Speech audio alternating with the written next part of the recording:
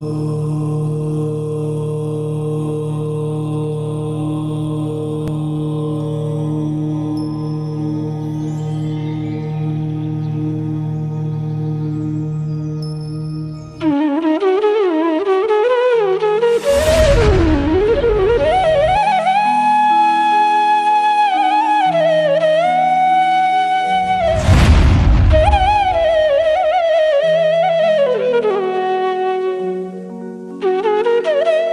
सिद्धेभ्यः। ओम नमः सिद्धेभ्यः। ओम नमः सिद्धेभ्यः। सिद्धं शुद्धं पनमीय जिनिंदवरनेमि चंदम कलंकम गुणरयन भूषणुदयम जीवस्य परुवनम वोक्षम। बोलो देवादिदेव खजराट श्री श्री रामनाथ भगवान की जय, नेमिनाथ भगवान की जय, बाहुबली भगवान की जय, सिद्धांत चक्रवर्ती आचार्य श्री नेमि चंद्राचार्य महामुनिराज की जय, संत शिरोमणि आचार्य गुरु और विद्यासागर जी महामुनिराज की जय, समय सागर महामुनिराज की जय, सुधा सागर जी महामुनिराज की जय, समस्त मुनि संघ की जय। विगत दिनों से जो पर्याप्ति प्ररूपना है, उस पर्याप्ति प्ररूपना को हम सभी लोग पढ़ रहे थे।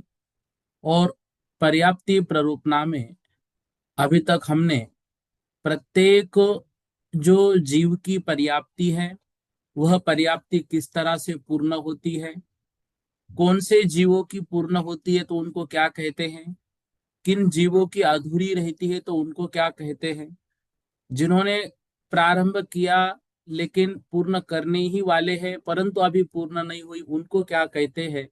ऐसे अनेक विषयों के माध्यम से पर्याप्तियों का संपूर्ण अध्ययन कर लिया।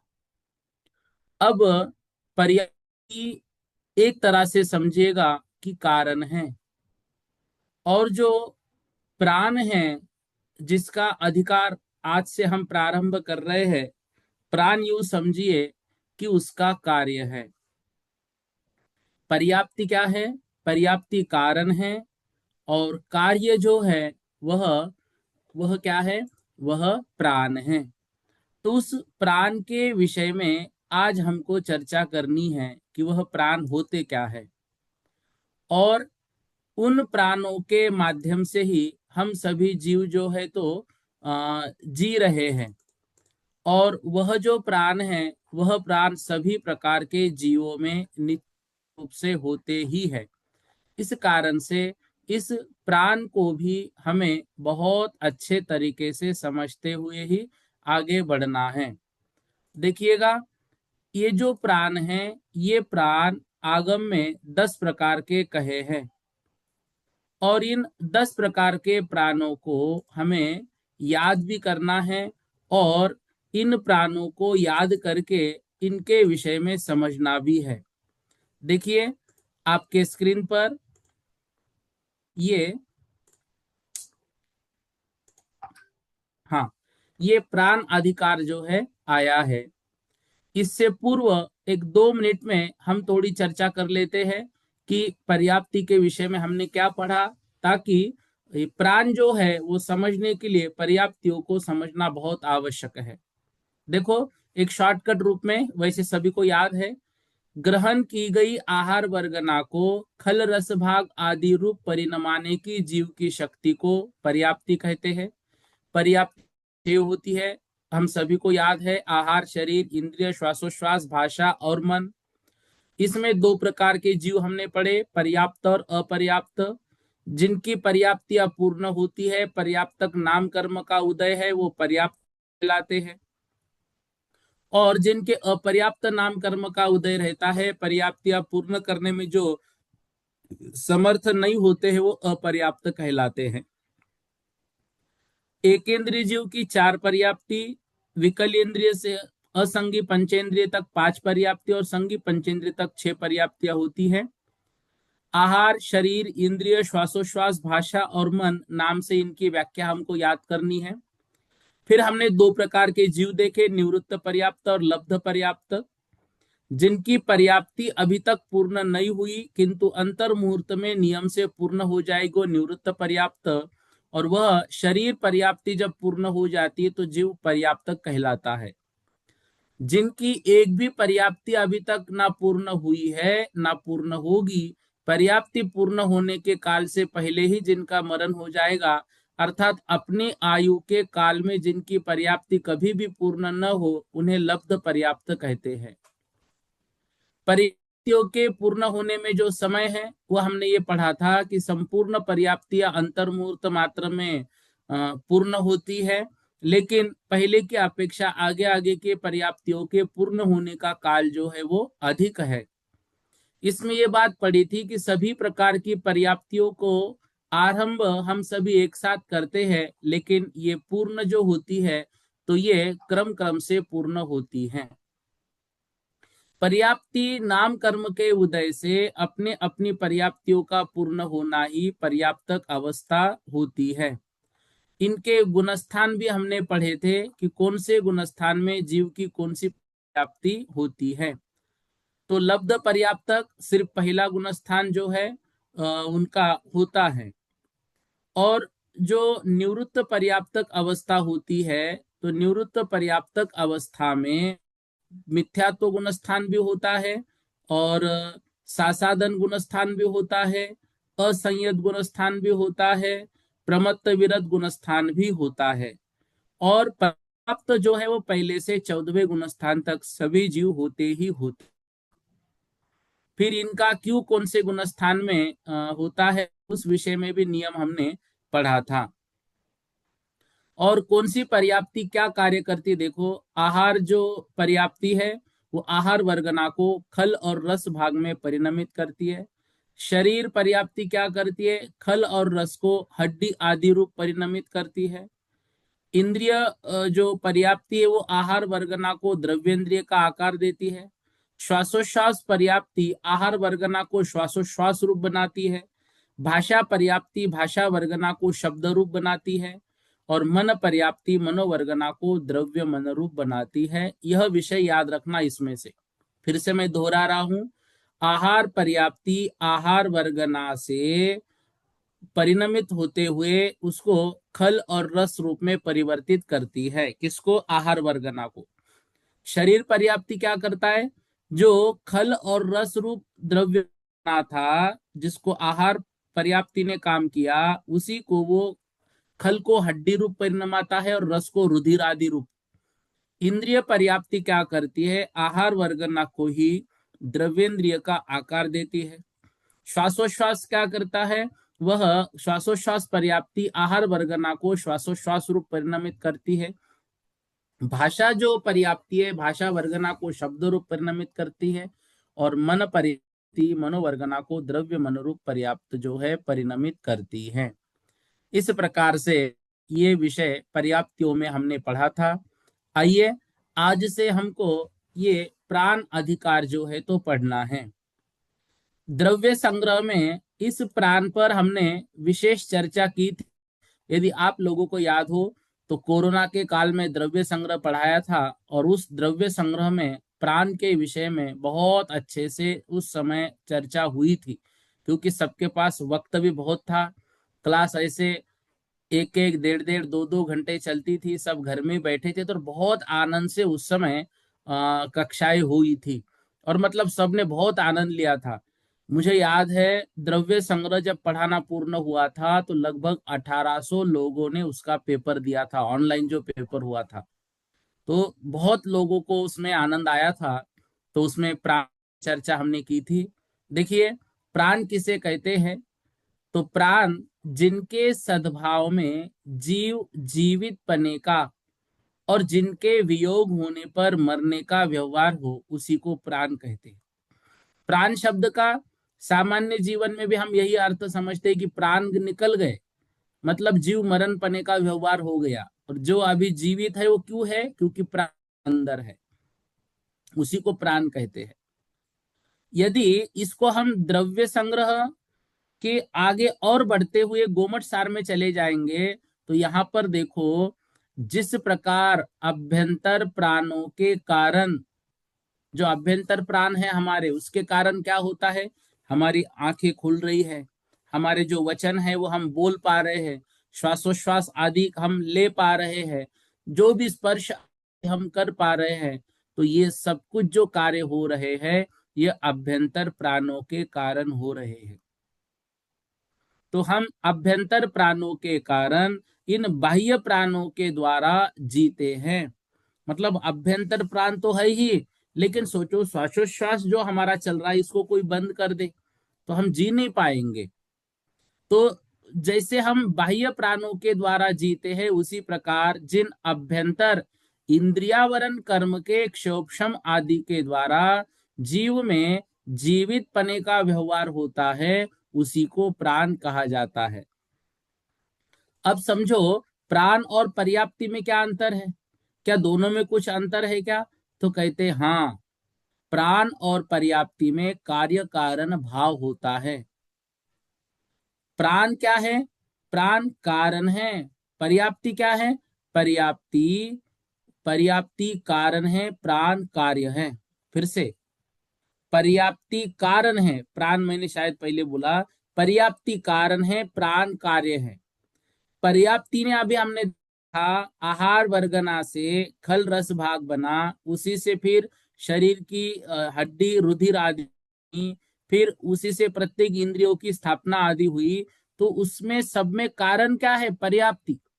लेकिन जो प्राण बना वो उसका कार्य बना, और उस प्राण के माध्यम से ही हम जीते हैं। प्राण कितने होते हैं? तो मुख्य रूप से जो है प्राण चार प्रकार से होते हैं।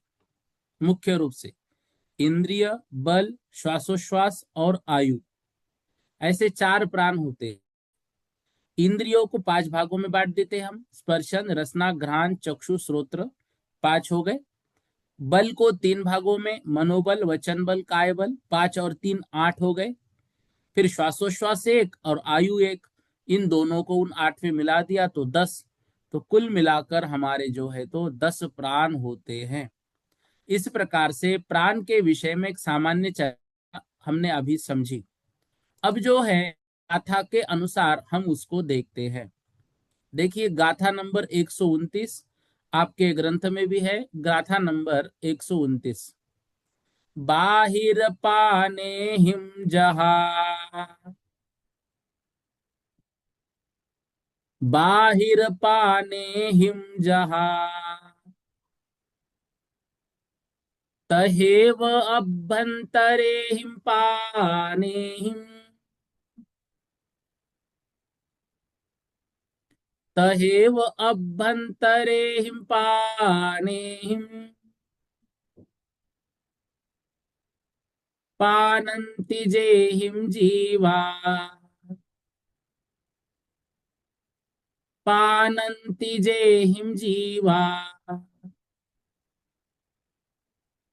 पानाते होन्ति निदिष्ठा,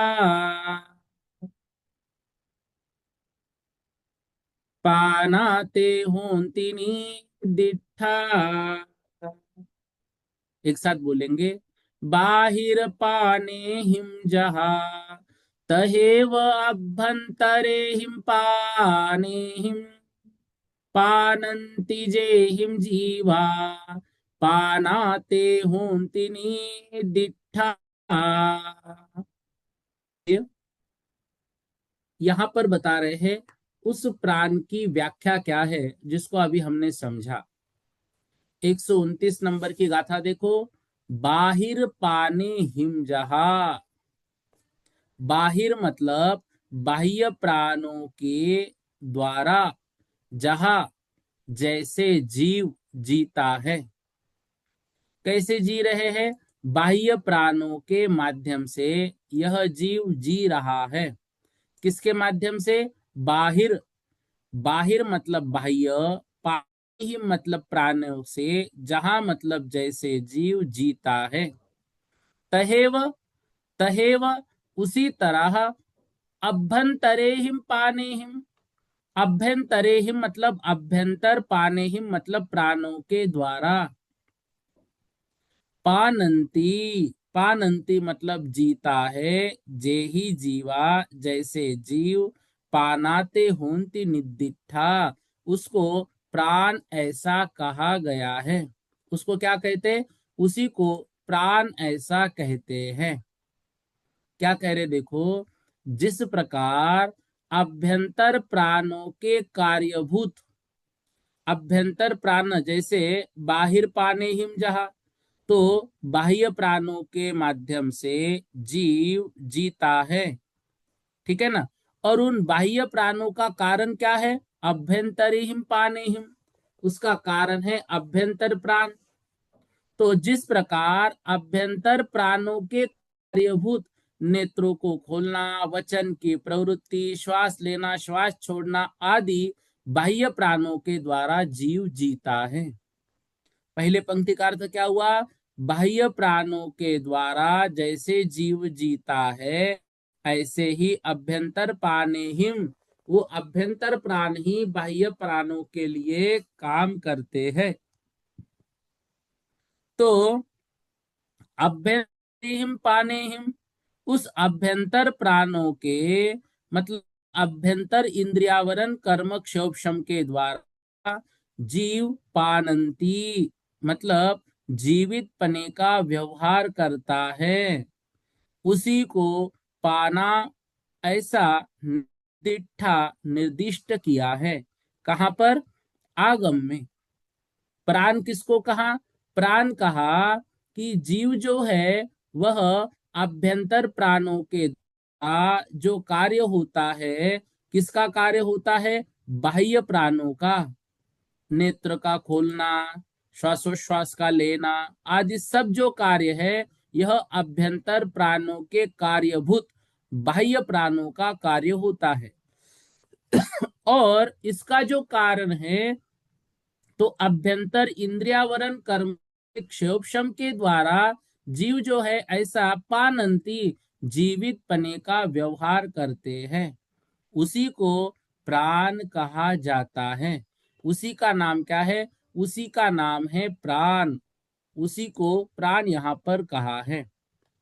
फिर से समझो, जिनके होने से जीव जीवित पने का और विवेक होने पर मरने का व्यवहार करता है, उसको प्राण कहते हैं। उसको यहाँ पर गाथा के माध्यम से बता रहे हैं। जिस प्रकार बहिरंग परिणाम के द्वारा जीव जीता है, बाहिर पाने हिम जहा, तो बहिरंग प्राण के द्वारा जीव जी रहा है। मतलब देखो, अगर हमारा ये श्वासोश्वास है, तो हम इसको रोक दिया, इंद्रियों के कार्यों को ही रोक दिया, तो जीव जीवित नहीं रह पाएगा। तो बाह्य प्राणों के द्वारा जो है जीव जीता है। ऐसे ही अभ्यंतरीम पानेहिम, ऐसे ही अभ्यंतर प्राणों के द्वारा भी जीव पानंती जीता है। क्यों? क्योंकि अभ्यंतर इंद्रियावरण अर्थात मति ज्ञानावरण कर्म के क्षोभम आदि के द्वारा जीव में जीवित का व्यवहार होता है, उसी को प्राण कहते हैं। इस प्राण को द्रव्य संग्रह में दो भागों में बांटा था।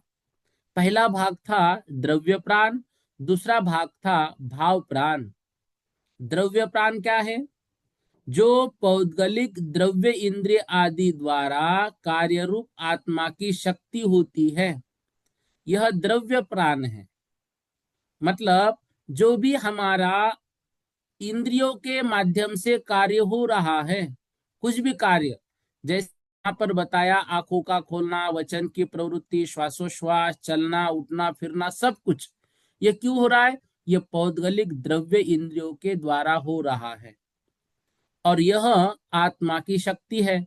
यह आत्मा की शक्ति इंद्रिय रूप से कार्य कर रही है, ये द्रव्य प्राण है। और भाव प्राण किसे कहते हैं? द्रव्य प्राण के कारणभूत मति ज्ञानावरण वीर्यांतराय आदि कर्मों के क्षोभम से प्रकट हुई आत्मा की शक्ति, उस शक्ति को ही भाव प्राण कहते हैं। ठीक है। अब जो है ये प्राण होते कितने प्रकार के हैं, तो इन प्राणों को जो है यहाँ पर बता रहे हैं। देखो, द्रव्य प्राण भाव प्राण, यहाँ दो चीजें बताई। द्रव्य प्राण पौद्गलिक द्रव्य इंद्रिय आदि के द्वारा जो व्यापार होता है। भाव प्राण द्रव्य प्राण के निमित्तभूत ज्ञानावरण तथा वीर्यांतराय कर्मों के क्षोभम आदि से प्रकट हुए चेतन के व्यापार रूप, ये भाव प्राण हुआ। अब ये प्राण कौन कौन से होते हैं, कितने होते हैं, उस विषय में यहाँ पर हमको बता रहे हैं। ठीक है, देखो, आवाज नहीं आ रही है ऐसा कुछ लोगों का मैसेज आ रहा है। आवाज तो क्लियर है और रेंज भी फुल है, ऐसी कोई दिक्कत नहीं है। ठीक है, आप भी थोड़ा सा नेटवर्क में बैठिएगा, इसी यहाँ रेंज फुल है, बिल्कुल कोई दिक्कत नहीं है। 130 नंबर की गाथा देखो। पंचविंदीय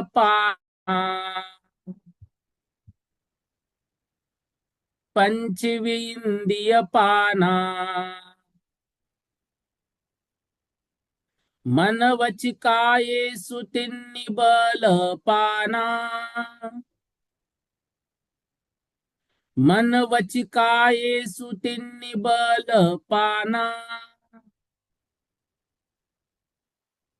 आना पाना पाना, आना पान पाना, आऊग पाने न होंति 10 पाना, आऊग पाने न होंति 10 पाना। एक साथ बोलेंगे। पंचविंदीय पाना, मन वचिकाये सुतिन्नि बल पाना, आना पान पाना, आऊग पाने न होंति 10 पाना। क्या कह रहे, देखो इस गाथा का अर्थ आप भी अच्छे से लगा सकते हो, बहुत आसान है। पंच वी इंद्रिय पाना, 5 प्रकार के इंद्रिय प्राण। ठीक है, 5 प्रकार इंद्रिय प्राण, 5 प्रकार की इंद्रिया, स्पर्शन रसना घ्राण चक्षु। मन वचि कायेसु, मन वचन और काय के रूप में तिन्नी, 3 बल पाना, 3 बल प्राण कौन कौन से, मनोबल, वचन बल, काय बल। आपान पाना, फिर जो है बता रहे हैं, आना पान पान। आना पान मतलब श्वासोच्छवास प्राण, आयुग पाने न, और आयु प्राण के रूप में होते हैं 10 पाना, 10 प्रकार के प्राण। 5 इंद्रिय प्राण, मन वचन काया के रूप में 3 बल प्राण, आनापान मतलब श्वासोश्वास रूप है वह एक प्राण, और आयु के रूप में एक प्राण। तो 5 इंद्रिय, 3 बल, 8, एक श्वासोश्वास और एक आयु, इस प्रकार से ये कुल मिलाकर जो है तो 10 प्रकार के प्राण होते हैं। मतलब मुख्य प्राण कितने हो गए, मुख्य प्राण हो गए 4 प्रकार के। कौन कौन से, इंद्रिय बल, श्वासोश्वास और आयु। मूल प्राण 4 प्राण होंगे, लेकिन इन मूल प्राणों के प्रभेद करेंगे, इंद्रियों के 5, बल के 3, तो ये 8 होंगे, श्वासोश्वास और आयु ऐसे 10 ये जो है तो प्राणों के भेद होंगे। देखो, इंद्रिया किसे कहते हैं, पौद्गलिक वीर्यांतरा एवं इंद्रियावरण कर्मों की जो वर्गनाएं हैं, जिनके माध्यम से इंद्रिया अपना कार्य कर रही है, दिख रहा है, वो द्रव्य प्राण। और भाव प्राण क्या है, उन इंद्रियों के द्वारा ज्ञान ग्रहण करने की जो शक्ति है वो भाव प्राण। मनोबल क्या है, पौद्गलिक वीर्यांतराय एवं नु इंद्रिया वरण जो कर्म है उसकी वर्गना। भाव प्राण क्या है, मनोबल का अनु अर्थ को ग्रहण करने की शक्ति। वचन बल द्रव्य प्राण रूप में क्या है, पौद्गलिक स्वर एवं शरीर नाम कर्म की वर्गना। भाव प्राण क्या है, वचन रूप प्रवृत्त होने की शक्ति। मतलब शक्ति का नाम भाव प्राण और वर्गना जो है वो द्रव्य मतलब कर्मों के है, इसलिए वो द्रव्य है। जैसे कायबल प्राण पुद्गल शरीर नाम कर्म वर्गना, और भाव प्राण शारीरिक क्रिया करने की शक्ति। श्वासोच्छवास पौद्गलिक उच्छ्वास निश्वास एवं शरीर नाम कर्म की वर्गना, और जो शक्ति है उसकी वो भाव प्राण श्वासोच्छ्वास रूप प्रवृत्ति या शक्ति। आयु पौद्गलिक आयु कर्म वर्गना, और भाव प्राण आयु कर्म के उदय में, जो हम नरकादि भव में धारण रह के वहां पर रुकते हैं, वह उसकी जो शक्ति है वो आयु कर्म के उदय से होती है, वह आयु का भाव प्राण है। तो प्राण के उत्पत्ति में निमित्त कर्म पौद्गलिक वर्गना द्रव्य प्राण है, और उसके क्षयोपशम से जो आत्मा की शक्ति है, वह भाव प्राण होता है। इस प्रकार से इन दोनों में अंतर जो है तो हमें समझना है, याद रखना है। ठीक है, ये दोनों में अंतर समझना भी है और याद भी रखना है। इस प्रकार से ये प्राण जो है वो 10 प्रकार के होते हैं, ऐसा इस गाथा के माध्यम से हमको बताया। ठीक है, चलिए 131 नंबर की गाथा की तरफ। हाँ, अनिता दीदी जी क्या पूछ रहे हैं आप? जय जिनेन्द्र भैया जी। जय जिनेन्द्र। ये जो द्रव्य प्राण और हाँ, द्रव्य प्राण और भाव प्राण का जो आपने अभी बताया ना डेफिनेशन, ये एकदम लिख नहीं पाते हैं, क्या आप इनको सरल शब्दों में लिखवा सकते हैं क्या एक बार? हाँ, लिखवा सकता हूँ ना मैं। एक मिनट, यहाँ हाँ नीचे तो इसमें लिया है क्या? ये एक्चुअली ये जो वर्ड्स होते हैं ना उसमें एकदम प्रेजेंट नहीं कर पाते हैं, थोड़ा सा अगर सरल शब्दों में अगर आप लिखवा दें तो। एक मिनट, एक मिनट, मैं यहाँ देख रहा हूँ, शायद इसमें मैंने लिख के रखा हो। ये देखो यहाँ पर है, नीचे लिखा हो। ठीक है, ये हम्म। इसमें है, नीचे लिखा हुआ है चार्ट में ही, तो आपको यहाँ पर पता चल जाएगा। यहाँ पर जो है प्राणों की चर्चा द्रव्य और भाव के रूप में जिस तरह से की गई है, तो दोनों भी चर्चा यहाँ पर आपको गाथा के माध्यम से स्पष्ट है, यहाँ नीचे लिखी हुई है, इसलिए कोई आवश्यकता नहीं है।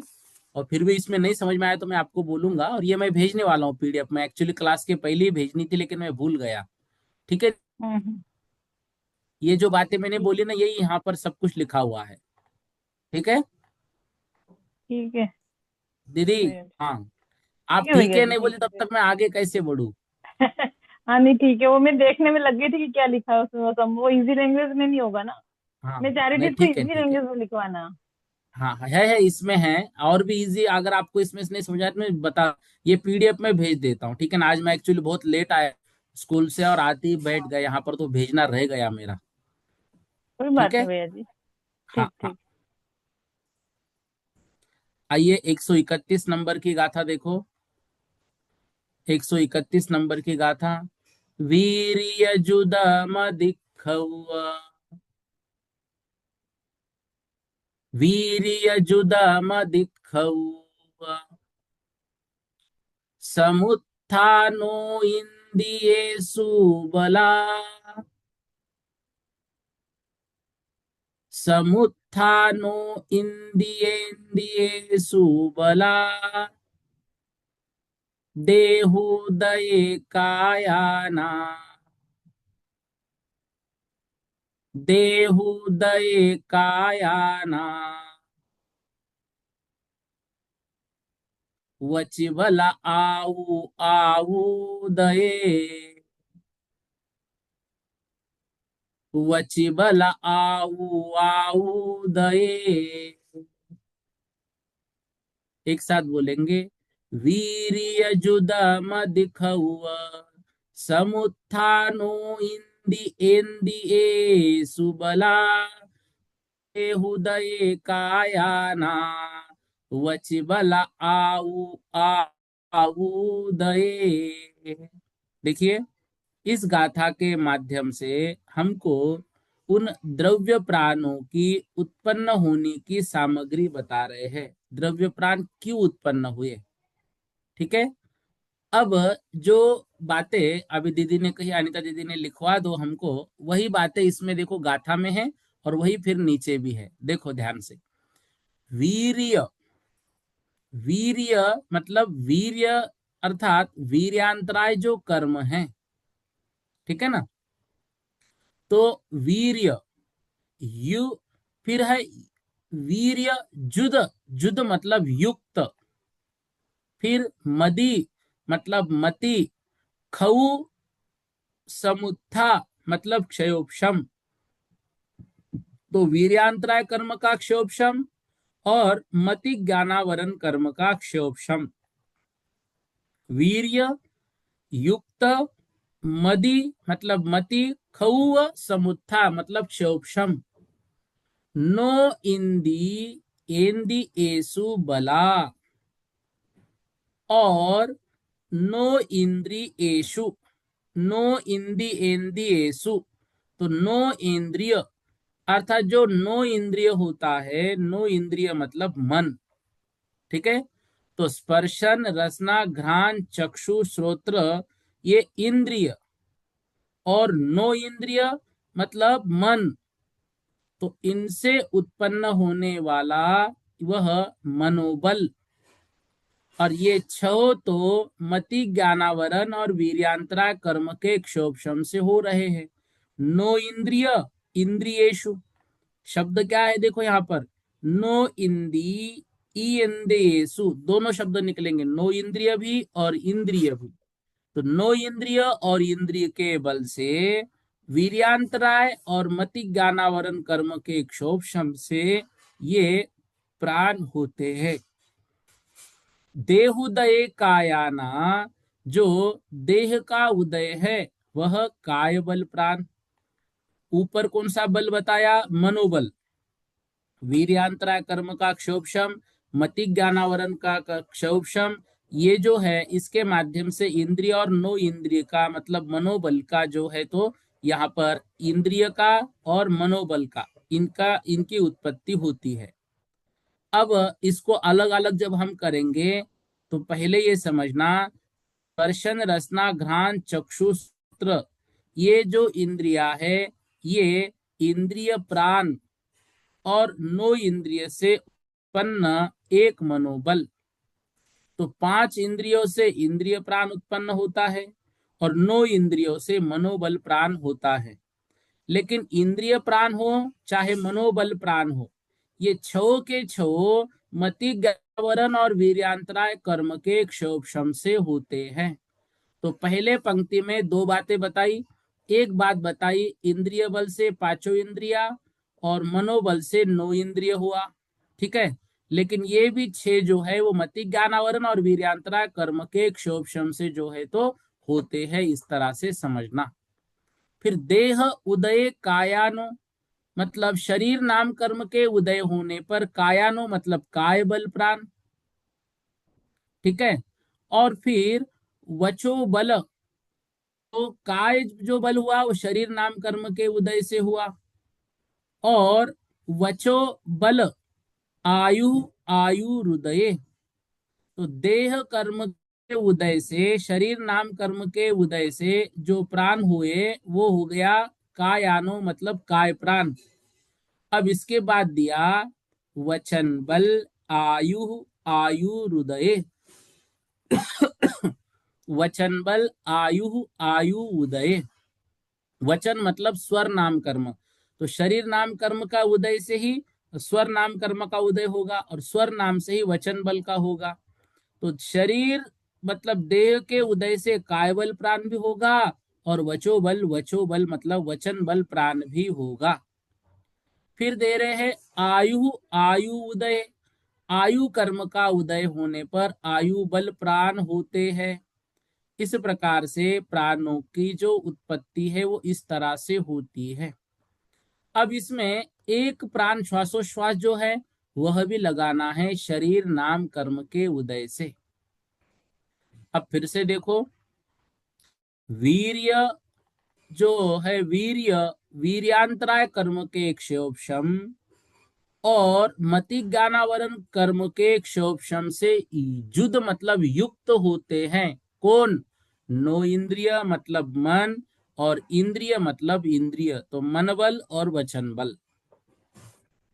देह के उदय से होता है काय बल, देह के उदय से होता है श्वासोश्वास बल, देह के उदय से होता है वचन बल, और आयु कर्म के उदय से होता है आयु बल। ठीक है, शरीर नाम कर्म के उदय होने पर काय प्राण और श्वासोश्वास प्राण दोनों होंगे। ठीक है, तो दोनों भी होंगे, और उसके बाद शरीर नाम कर्म के उदय होने से ही वचन बल यह भी होगा। आयु कर्म के उदय होने पर आयु बल प्राण, और प्राण जो है वह जो मतलब 10 प्रकार के प्राण हैं वो इस तरह से उदय को जो है तो प्राप्त होते हैं, ऐसा यहाँ पर समझना।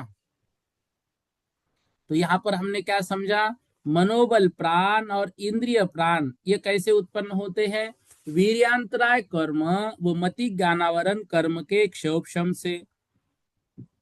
काय बल प्राण कैसे होते हैं, शरीर नाम कर्म के उदय से। श्वासोश्वास प्राण कैसे होते हैं, ये श्वासोच्छ्वास और शरीर नाम कर्म के उदय से। वचन बल प्राण कैसे होते हैं, स्वर नाम कर्म और शरीर नाम कर्म के उदय से। आयु प्राण कैसे होते हैं, तो आयु कर्म के उदय से। मतलब प्राण और उसका जो मुख्य कर्म कारण है वो क्या है, ये यहाँ पर बता रहे। तो मनोबल और इंद्रिय बल का मुख्य कारण क्या होगा, वीर्यांतराय मति ज्ञानवरण कर्म का क्षोभशम। काय बल प्राण का शरीर नाम कर्म का उदय। श्वासोश्वास प्राण श्वासोश्वास और शरीर नाम कर्म का उदय। वचन बल प्राण स्वर नाम कर्म और शरीर नाम कर्म का उदय। आयु प्राण आयु नाम कर्म का उदय। इस प्रकार से यहाँ पर हमको समझना है, ठीक है। इस प्रकार से ये जो प्राण है ये प्राण यहाँ पर होते हैं। इस विषय में और भी थोड़ी चर्चा है इस गाथा से संबंधित, हम कल की कक्षा में करेंगे। आज का समय हमारा हो गया है, ठीक है। इतना आज पढ़ लेते हैं। भैया पूछिए क्या पूछना है। हाँ भैया जी, फिर इसमें श्वासोच्छ्वास का तो कोई गाथा में तो संकेत ही नहीं है, हाँ, कैसे वो मान। गाथा में श्वासोच्छ्वास का संकेत नहीं है, बिल्कुल सही हम्म। है। लेकिन उसमें कारण शरीर नाम कर्म होने से वो जो है हम्म। उसमें से ही हमको लेना है। क्योंकि ये जो गाथाएं है ना, ये गाथाएं संकलित है। संकलित हम्म। गाथा में पूर्ण गाथा धौला की नहीं ली उन्होंने, जो जो आवश्यक है वो ली।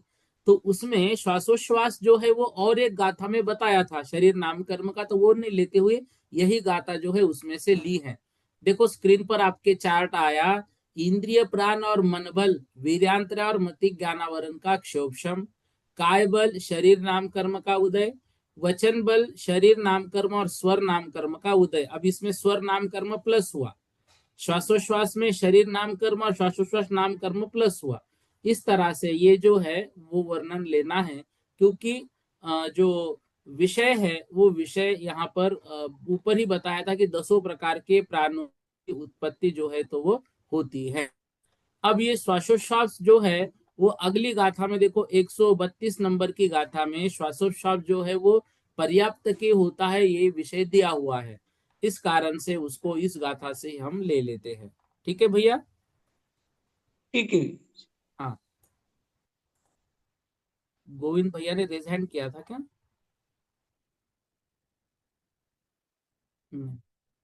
नेमी भैया आपने रेज हैंड किया था। हाँ गोविंद भैया बोलिए। भैया जी ये काया के साथ में आन लिखा हुआ तो वो श्वासोच्छ्वास का प्रतीक होगा ना, पहले वाली गाथा में कायाणा। हाँ बराबर बराबर। देहुदय शरीर के उदय से काय आना, काय और आन ये दोनों आन। शब्द यहाँ लेंगे, वहां ठीक। श्वासोश्वास भी आ जाएगा।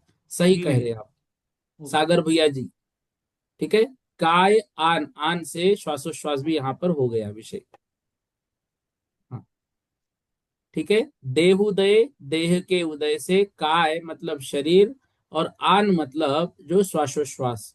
वची बला और वचन बल, आयु उदय आयु, ऐसा सब कुछ अब क्लियर हो गया। बिल्कुल सही पकड़ा भैया गोविंद भैया। हाँ चलिएगा, और किसी को कुछ प्रश्न है।